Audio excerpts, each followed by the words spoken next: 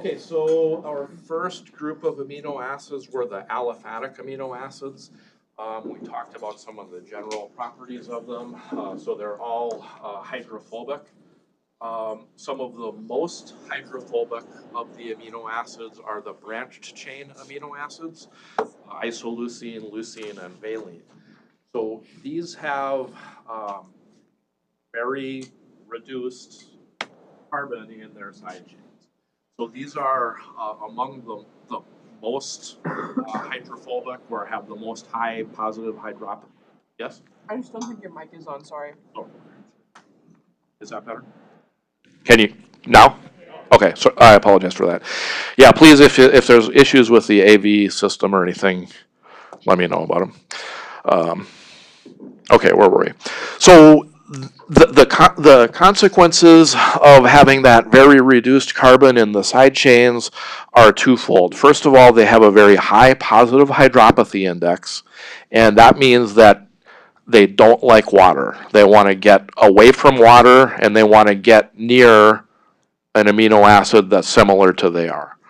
Okay, so that exclusion of water and that driving water away, that's a key force that promotes protein folding, that changing from that linear string of amino acids into the compact blob of an enzyme. Okay, so that's one consequence of this heavily reduced carbon in the side chain. The other consequence is that the branched chain amino acids are important metabolic fuels. Okay, so within a muscle, for example, in the fasted state after an overnight fast, that catabolism of muscle and the breakdown of the branched chain amino acids therein, that can provide an important source of fuel for that muscle cell. Okay, there's a pathology that's associated with the breakdown of those branched chain amino acids that results in a peculiar inborn error of metabolism called maple syrup urine disease. And just don't memorize that, but put a pin in it, and we'll discuss that in several weeks. Okay, so just as a segue from the aliphatic amino acids into the aromatic amino acids, these branched chain amino acids, these have a very high positive hydropathy index. In the aromatic amino acids, there's a fourth amino acid that has a very high positive hydropathy index, and that's phenylalanine. Okay, so phenylalanine, in terms of providing energy for protein folding, that high hydropathy index of phenylalanine, that's similar to the branched chain amino acids, isoleucine, leucine, and valine. So those amino acids with that high positive hydropathy index, those are unlikely to be at the surface of an amino acid that is soluble in water. Okay, so if you have a transmembrane portion of a protein that's going through a lipid membrane, they might be at the surface there, but they're not going to be interacting with the water surface. Does that make sense? Okay. Now, phenylalanine would be at the interior of a protein. However, if you take one enzymatic step by phenylalanine hydroxylase and convert that phenylalanine into tyrosine, tyrosine then is a polar amino acid. It has polarity that is imbued by this hydroxyl group. Tyrosine then, that is more likely to be at the surface of a protein and interacting with the water solvent. Okay. There is a inborn error of metabolism that's associated with a failure to synthesize tyrosine from phenylalanine. That results in PKU. What is that? I can't remember how to say that. I'm sorry, I'm just blanking on it. Phenylketonuria, right? Okay, because yes, if you have an accumulation of phenylalanine, it can't be degraded through any other way, so it becomes a phenylketone. Just, again, put a pin in that. You'll see a lot of inborn errors of metabolism over the next few weeks, and they're useful for illustrating the normal function of different metabolic pathways. Okay, so let's see, phenylalanine and tyrosine, I think these are good kind of, the importance of polarity versus non-polarity and the functional groups that provide polarity. Let's see, tryptophan, this is an amino acid. It's an important precursor biochemically for a lot of different biosynthetic pathways, and it can be broken down. It's both gluconeogenic and ketogenic. Let's see, more trivia about tryptophan catabolism. This is one of the only sources of formic acid within our body. Okay, so that's very deep trivia, so don't worry about that.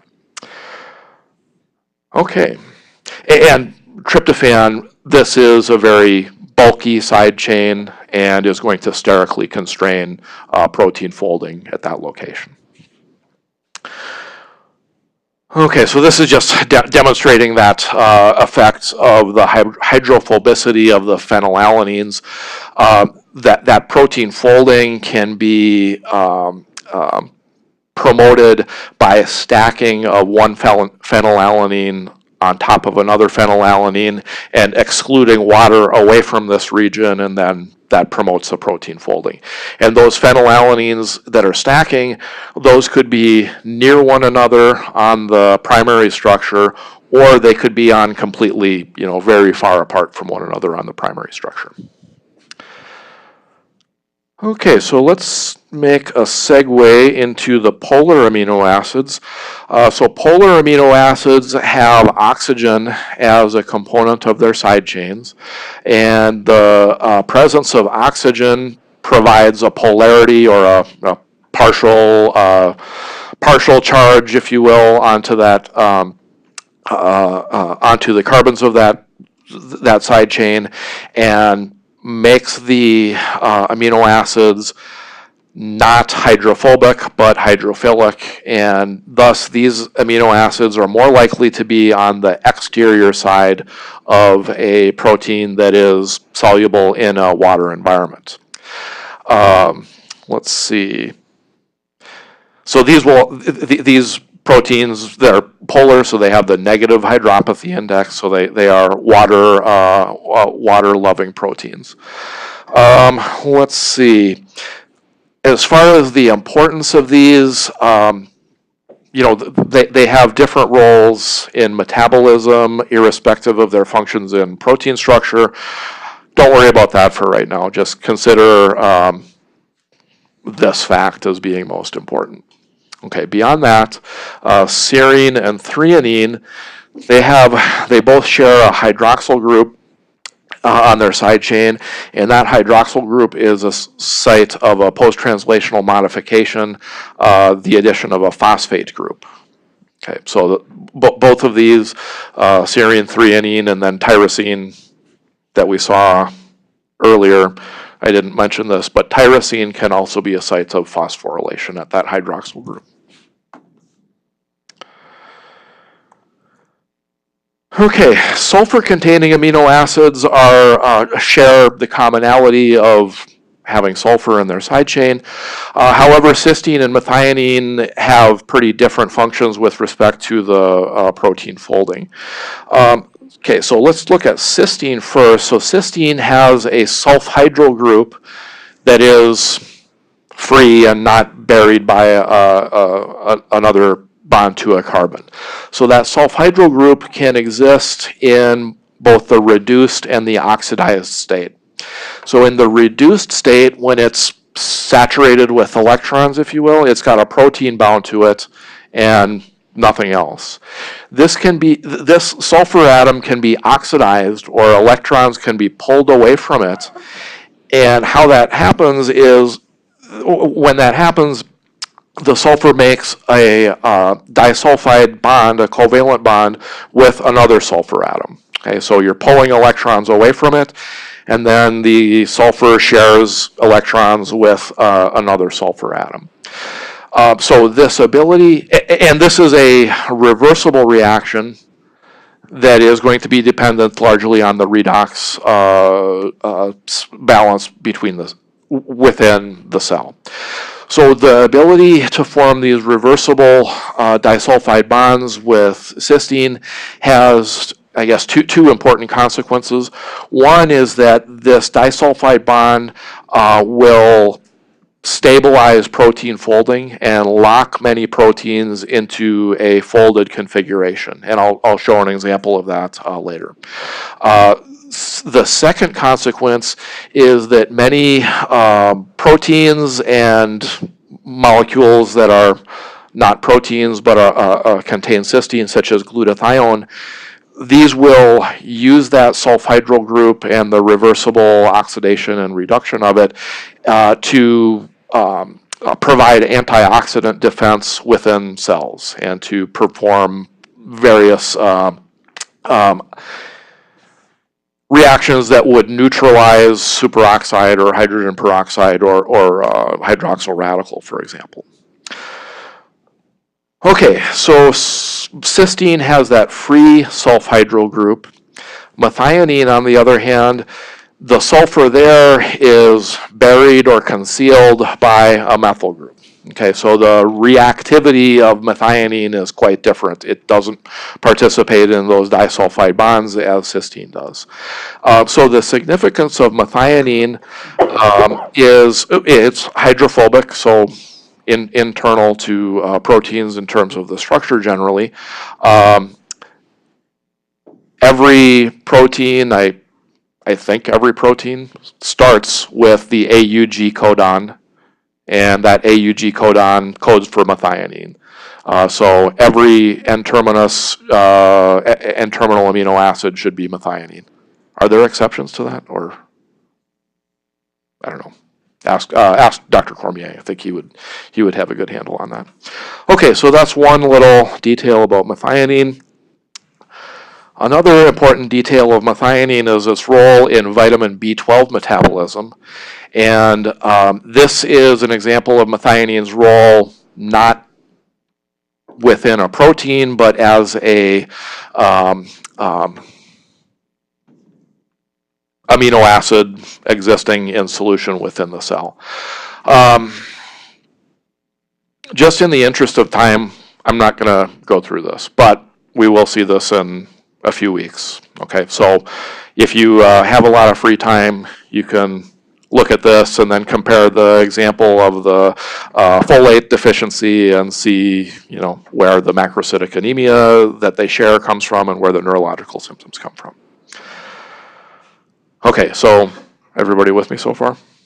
Okay, so let's move on. I think this is the last group, the charged amino acids. So charged amino acids are like polar plus.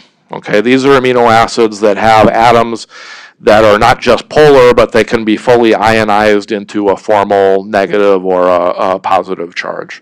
So aspartate and glutamate, these are the conjugate bases of aspartic acid and glutamic acid.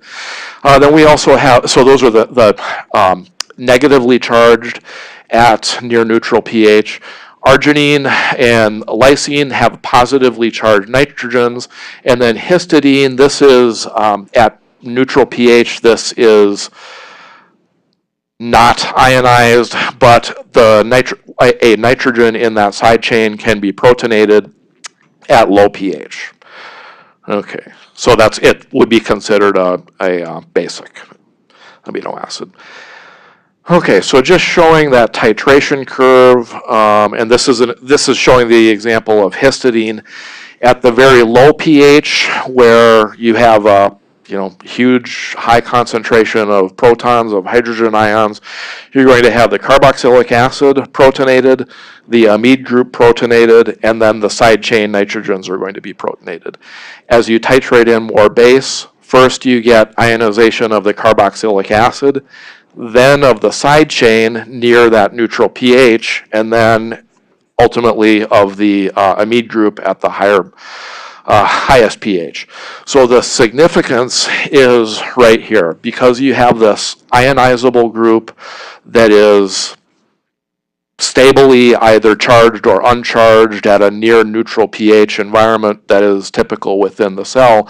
That allows that histidine to participate in catalysis, and histidine and other charged amino acids, these are frequently found within the catalytic sites of enzymes. Okay? They can also help to promote the folded structure of an enzyme through making ionic bridges, for example, a negatively charged amino acid bridging with a positively charged amino acid, or sometimes bridging between like a calcium ion or a sodium ion, for example. Okay, that's a mouthful. Everybody okay on all those amino acids? Okay. There's a few others. One of the enzymes, so if you remember back a few slides ago, we talked about cysteine and its role in redox reactions, right, and in antioxidant defenses. One of the enzymes that is important for that redox balance and maintaining robust antioxidant defenses within the body is glutathione peroxidase. Glutathione peroxidase is one of the rare selenoproteins within our body. Okay, so there's a handful of enzymes. Glutathione peroxidase is one. I think there's maybe 3 or 4 more that use a amino acid that is not found in any other proteins within the body. That amino acid is selenocysteine. So selenocysteine looks like cysteine, except it has, instead of a sulfur atom, it has a selenium atom as part of the side chain. So this would be the 21st amino acid, I guess, if you will. So this, don't worry so much about this. This is the biosynthesis of the selenocysteine. The biosynthesis happens from serine while it's attached to the tRNA.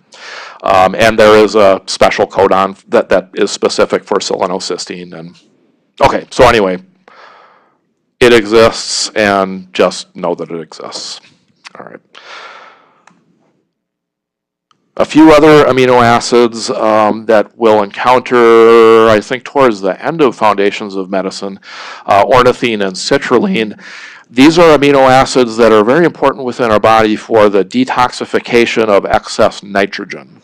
Okay, so if we, the urea cycle is how we get rid of excess nitrogen within the body, and ornithine and citrulline are key intermediates in that. However, they're not present in any proteins that we have. Okay, all good? All right. Okay, so post-translational modification, so after a protein is translated and folded, there can be further modifications to the side chain chemistry of amino acids within that protein. And they are listed here, and I'm going to talk about with the carboxylation of glutamate and the oxidation of proline. We're going to cover that in, I think, IHO. But we'll talk about some of those other ones in more detail, so I'll just put a pin in this one. Okay, should we do a little break? Or it's a break for me, not for you.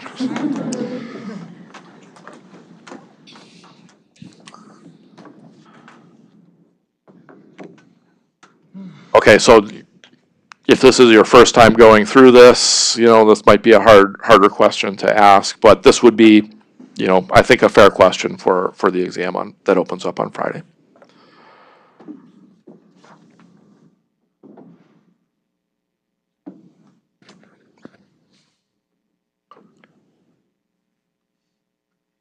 And when we say solvent exposed, I guess, assume that this is the solvent, the cytoplasm of a cell, which is an aqueous environment.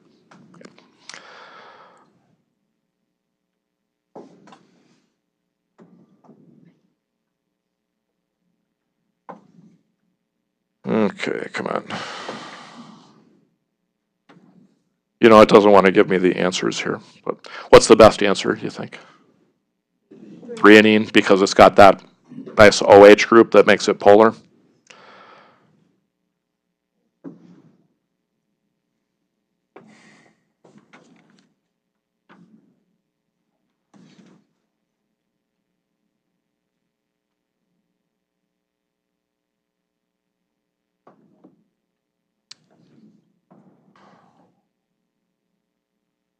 I'm going to go through these kind of quick because, you know, if you haven't had time to study these might be a little tough, but just wanted to, you know, give you some examples. Yeah, it's not showing me the results here for some reason, but best answer is cysteine, right? Okay, good.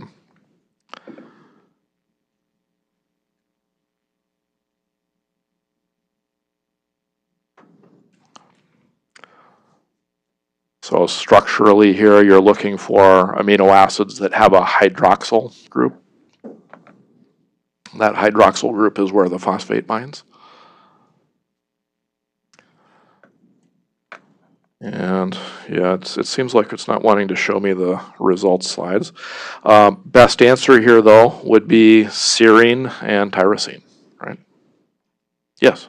So question, so like for an exam question, it might not be helpful to memorize like the exact structure, but would it be helpful to memorize like what, like that serine has this functional group? Because, or are we gonna get pictures of the structure with the exam question, or is it just gonna be the name? I think it would be most helpful to know the names. Okay. And like But what kind of functional groups they fall into? yes, and right, what modifications happen to them, where they would be within a protein, you know, in the transmembrane portion or solvent exposed portion or interior.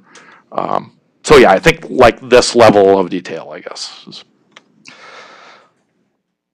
Okay, then final question.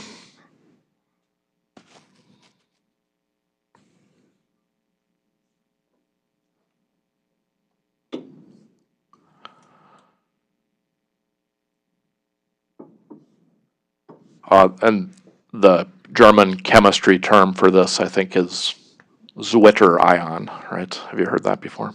Okay, so negative on one end and a positive on the other end. And the net is 0.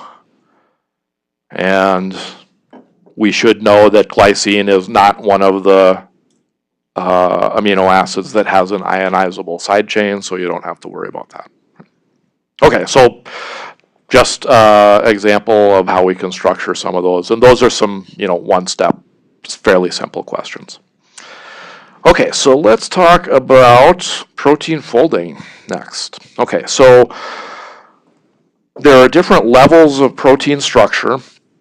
And we can talk about the primary structure, secondary structure, tertiary, and quaternary structure. So the primary structure, well, and all of the levels of structure of the enzyme are determined essentially by the primary structure. Okay? So primary structure, this is determined by the arrangement of the different codons in the mRNA that is encoding for the protein. And primary structure is referring just to that sequential which amino acid comes after which amino acid, from the N-terminal end, the amino terminal end, to the carboxylic acid end. Okay, so that unfolded protein is not very useful within the cell, so in order to be functional, it has to fold into an enzyme. And it does this in kind of a, you know, sequential way. First, there are some common motifs that are referred to as secondary structure that arise. So secondary structures like the alpha helix or the beta sheet, these form largely based on the intrinsic properties of the peptide bond backbone. So independently of the side chain chemistries in the primary sequence. those secondary structures, those then aggregate into a tertiary structure, and there you get more of the actual shape and function of the protein. So the tertiary structure, this can be a functional enzyme on its own in some cases. If this tertiary structure, if this associates with a tertiary structure that is encoded on that is another peptide chain, then that would be a quaternary structure. Okay, so not every protein is going to have a quaternary structure, but for those that do, that's what it means. Okay. All right, so the central dogma of biology, I think we've seen this before, but really we're talking about, you know, what happens after translation here with the folding. So there are a lot of factors that go into the protein folding and ensuring that it, you know, maintains its folded structure, and that can depend on post-translational modification and the availability of the substrates and the enzymes that do that. But really, largely, this folded structure is going to be determined by that structure of the DNA and the arrangement of the DNA bases. Okay, so translation, as we discussed earlier, that's referring to the sequential addition of one amino acid to the next to make this long linear chain of amino acids. And when we make a big string of amino acids, the folding can occur just due to the nature of that, the peptide bond chain, which we refer to frequently as the peptide backbone of a protein. So that's just referring to that NCC, NCC, NCC sequence of the peptide bonds. Okay, so some of the folded structure of a protein is going to be dictated by the constraints on the bond angles between those carbons and nitrogens and that peptide bond. That is constrained somewhat by the resonance structure, so you can get rotation around some bonds. However, with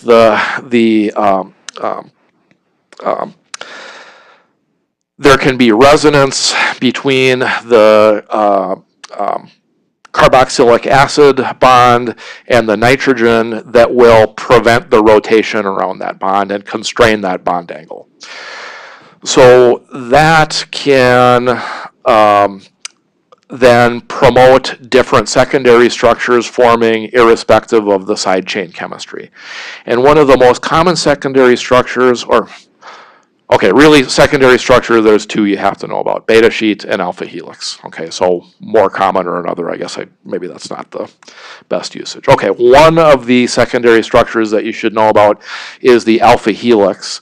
And the alpha helix, this arises due to, or the forces that promote the formation of the alpha helix are largely the hydrogen bonding between the carboxylic acid of one amino acid and then 4 amino acids up the chain, the nitrogen in an amino acid up the chain. So I'm not going to go through that, but here's a little blow up of it, and if you want to count the amino acids, I'll let you do that on their own time. The important thing is that the basic structure of beta sheet, an alpha helix is derived solely from that peptide backbone. Okay. Now, where that alpha helix exists in the ultimate folded protein, that will depend on the side chains. Okay. Now, this is like the alpha helix sitting on end like this. So for the next slide, I'm going to rotate it so that the alpha helix is pointed right at you.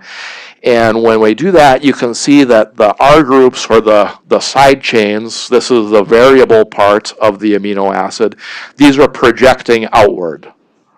Okay, so the significance of that then is that allows the alpha helix to be at the interface of different environments. For example, if we had, let's say we have a soluble protein that's existing in the cytoplasm, and we have an alpha helix right at the surface of that protein. Okay, in this case, you would have in the amino acids whose R groups are projecting towards the interior of the protein, those would be the hydrophobic amino acids like the valine or isoleucine, okay? The amino acids that are on this side of the alpha helix that are interacting with the aqueous solvent, this would be like serine or threonine or a polar amino acid. Okay, so if we have amino acids, if we have an alpha helix that has the structure where you have different chemistry on one side versus the other, that's referred to as an amphipathic alpha helix. So that's one example of how an alpha helix, which is a secondary structure, kind of exists in tertiary structure. Another example would be for transmembrane proteins. So transmembrane proteins, the transmembrane domains are often alpha helices, and the R groups within those alpha helices, those are going to be projecting into fatty acids, essentially, in the phospholipid membrane. So those are going to be more likely to be the isoleucine and the hydrophobic amino acids. Okay. All right, good? Clear as mud?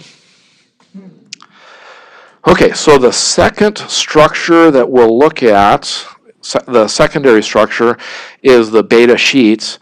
And the beta sheet is stabilized by hydrogen bonding, but in this case, it's not really predictable.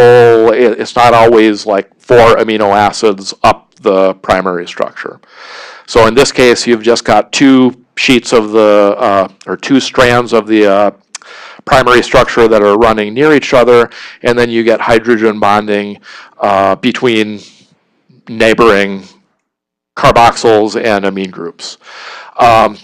In the case of the beta sheets, so this is a little bit different from the alpha helix, the amino acid side chains, the R groups, they're alternately projecting up and down from the beta sheet. So I think the green ones are meant to be coming out of the screen and the yellow ones are going down into the screen.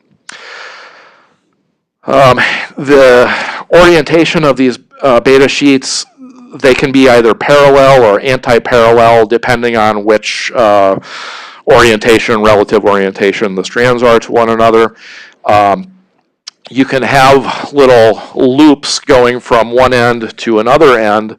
Those loops, as shown for this bacterial ribonuclease, these loops, so this is a ribbon diagram if you haven't seen this. This is the way that beta sheets are shown. There isn't an alpha helix on here, but I'll show you those when we encounter it.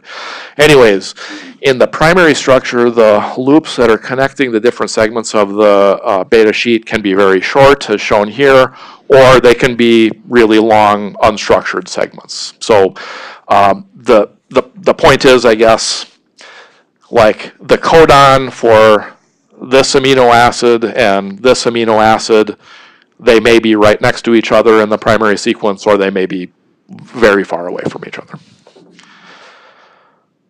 Okay, so let's talk about tertiary structure. There are 3 broad kind of shapes of proteins, globular, transmembrane, and fibers. So let's not make a big deal about this, and I'm going to kind of go through this a little bit quickly, I guess. And then I've got this in here kind of randomly. I talked about this a little bit, but the different forces that are promoting the protein folding. Okay, I'm not sure. That seems out of order. Okay, so globular proteins, these are, so many enzymes are globular proteins, and their structure, think of Pac-Man. Okay, it's a round blob, and then it has a enzymatic cleft in it, and the enzymatic cleft, that's where the substrates bind, and that's where the enzyme reaction happens. So there are a couple of, let's see, there are a couple of common motifs that make up the mouth of the Pac-Man, if you will. And yeah, don't worry about this so much, but there are two very common substrates for a lot of enzymes. Adenosine nucleotide, for example, ATP. A lot of enzymes use ATP. A lot of enzymes also use the nicotinamide adenine dinucleotide, NAD. Okay, so in evolution, there are these repeated domains or repeated structures that are designed to bind either ATP or NAD that are shared by or that are similar in many, many proteins that have very diverse functions. Okay, so evolution wants proteins to grab onto adenosine. And okay, so I'm going to go through that. And I think we talked about this also. So I'm going to segue into a discussion of post-translational modifications by looking at, as an example, the beta-adrenergic receptor. So the beta-adrenergic receptor, this has these transmembrane domains, and as shown here in two-dimensional space, they're kind of in this array. If we were to look at it in three-dimensional space or representing three-dimensional space, those membrane-spanning alpha helices, they would be kind of all clustered together. Okay, so I'm going to have to go through this kind of quickly, but I think we can do it. Okay, so where does this fit in physiology? The beta-adrenergic receptor is important for mediating the metabolic responses to danger. It's one of the, well, I think there are other roles, but one of the things that it does is responds to epinephrine and norepinephrine in response to the central nervous system's detection of danger. Okay? And when epinephrine binds to the beta-adrenergic receptor, that changes the structure of it and changes the structure of the receptor, transduces a signal to within the cell, and that causes a metabolic adaptation within that cell that allows the cell to mobilize stored fuel and to use that stored fuel to make energy, and then you can have your fight or flight response. Okay. There's other things that are involved, like muscle contraction and stuff, but just simplistically, that's what it does. Okay, so that's where it is in physiology. That's not really my shtick, but the biochemistry. Now, the function of the beta-adrenergic receptor is dependent on the primary structure of the enzyme. Of course, that dictates everything. The folded structure of the enzyme makes that, makes it able to bind the ligand, but there are other modifications that happen after translation that are also critical, and I'm going to talk about those one by one. They're all depicted on this cartoon. So the first modification that I'll talk about, this can be either on asparagines or on serines or threonines or tyrosines. This is the addition of carbohydrates. The enzymatic reaction is called a glycosylation, and if it happens non-enzymatically, it's called a glycation reaction. So just kind of splitting hairs. Now, the glycosylation reactions are critical for many proteins that are extracellular, like many protein hormones that are secreted into the circulation are glycosylated, and that's critical for their function. It's also important for many proteins, for the extracellular domains of many proteins that span the plasma membrane. Okay, so in the case of the beta-adrenergic receptor, the addition of a branched chain of sugar molecules, that helps to make this shape on the extracellular domain that binds the ligand, that binds epinephrine. Okay, so if you don't have that modification to the asparagines or the serines or the threonines or tyrosines, you won't get the appropriate interaction between the ligand epinephrine and the receptor. Okay, because that shape the ligand binding domain, the shape is made up not only of the amino acid side chains, but also of that carbohydrate component of the structure. Clear? Okay. Okay, so let's look at another a modification that can occur on cysteines and glycines, and this is a modification. It can be either geranylation or palmitylation. It's the addition of a fatty acid, onto the amino acid. I'm sorry, myristylation, geranylation. That's a third one, but not shown here. Let's just look at palmitylation. So palmitate, this is a saturated fatty acid. Saturated fatty acids, it's going to be very, very hydrophobic, right? So that addition of a fatty acid to either a glycine or the cysteine amino acid, that's going to anchor that protein into a plasma membrane.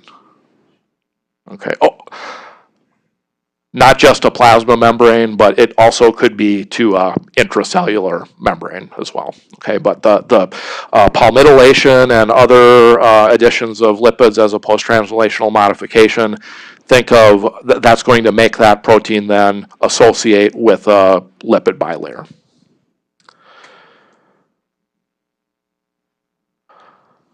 Okay, there are a few regulatory post-translational modifications, and has Dr. Cormier talked about acetylation of histones? Okay, so that's one of them, and that occurs on lysines in histones, and that makes a particular code that helps to regulate transcription, right? Okay, so that's all I'll say about that one. In terms of the beta-adrenergic receptor, that has several tyrosines and serines and threonines on the intracellular portion that can be phosphorylated when you get a ligand binding on the extracellular side.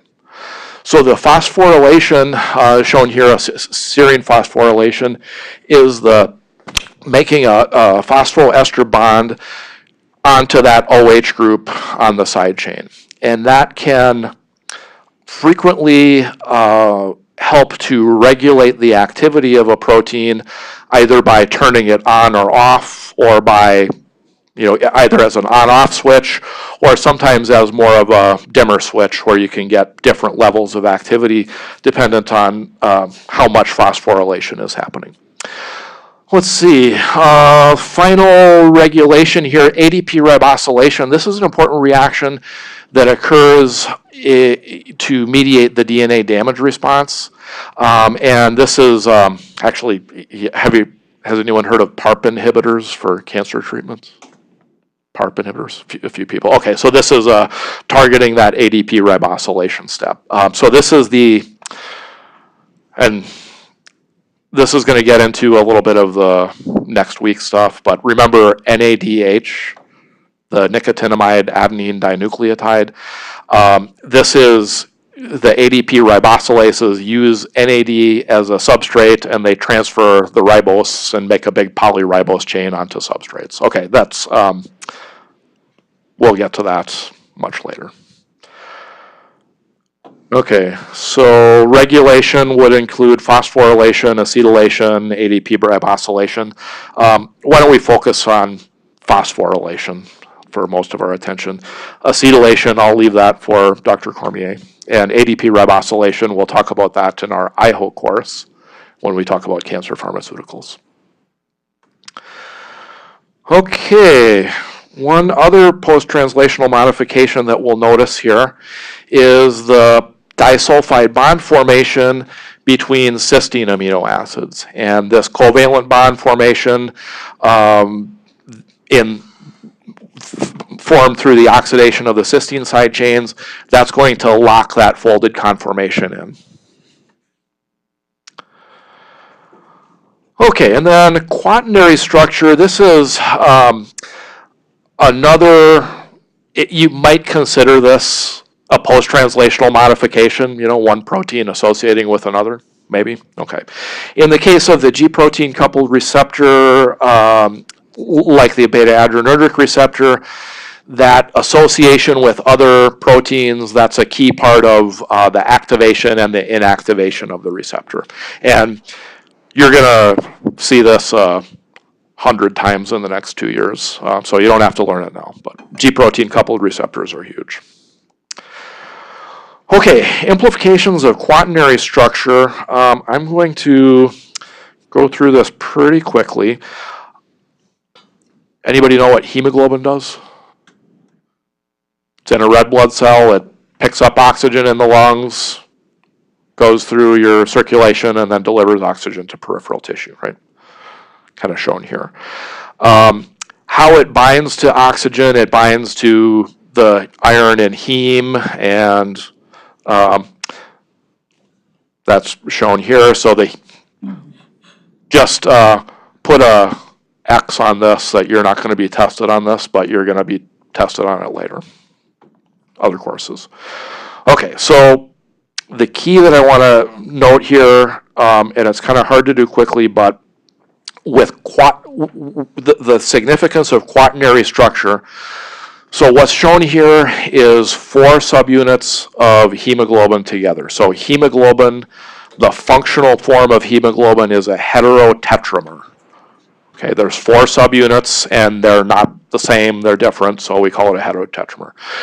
What this is showing is oxygen binding to one subunit is not only changing the conformation of that one subunit, it's changing the conformation of the other 3 subunits as well.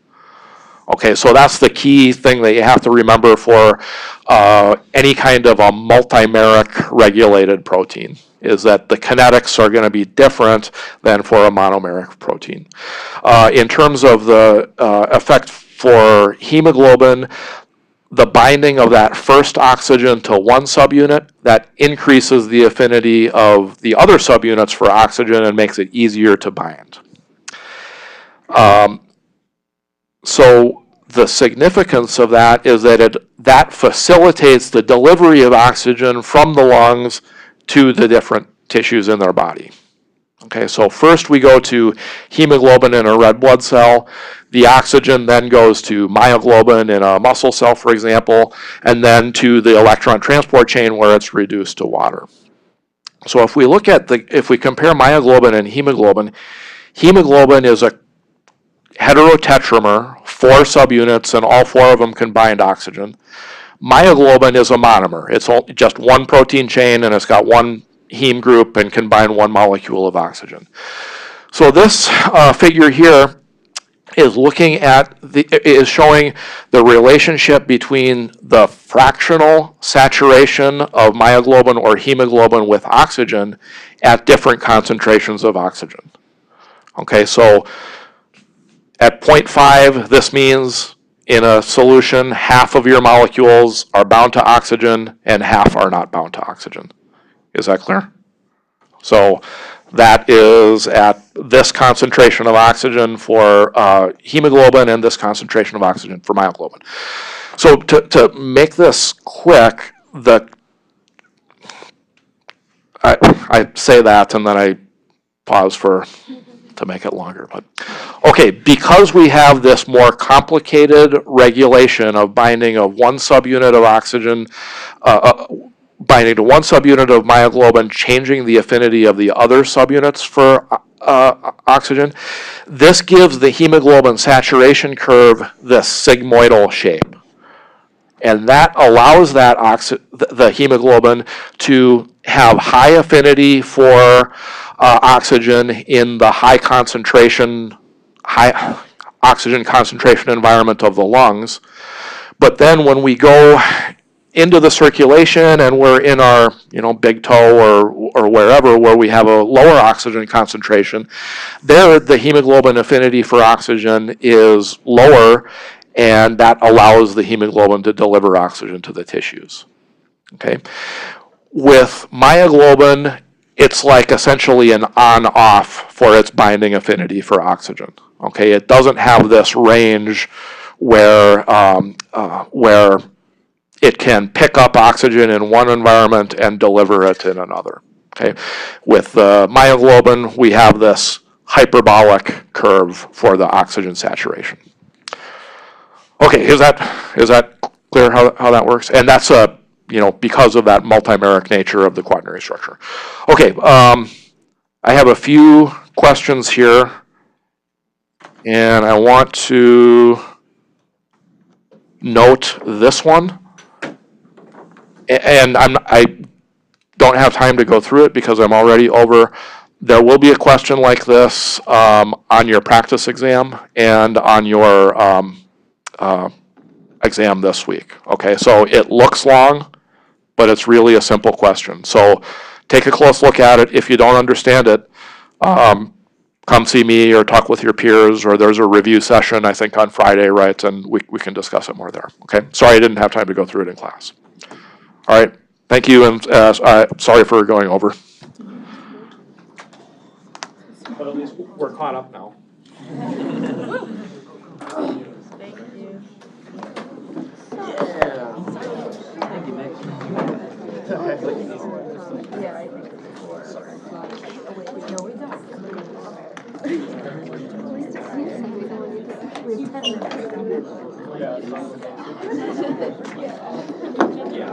I know, I just like live by this. Oh yeah, that's exciting. I'm like, where What's going on? Yeah. I know I'm just here at this time. And then I run from We're in this room. Yeah, we're in this room. So it's ready to wake up. Thank you.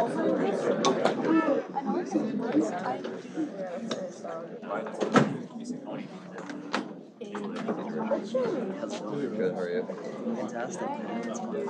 Good.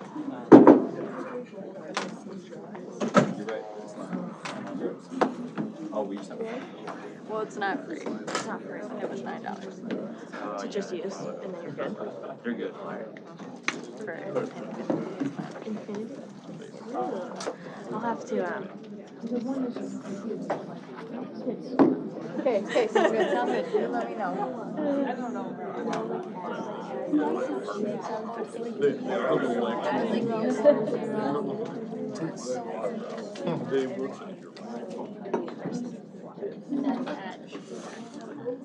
What I understand. Everything, but it's like not. Right.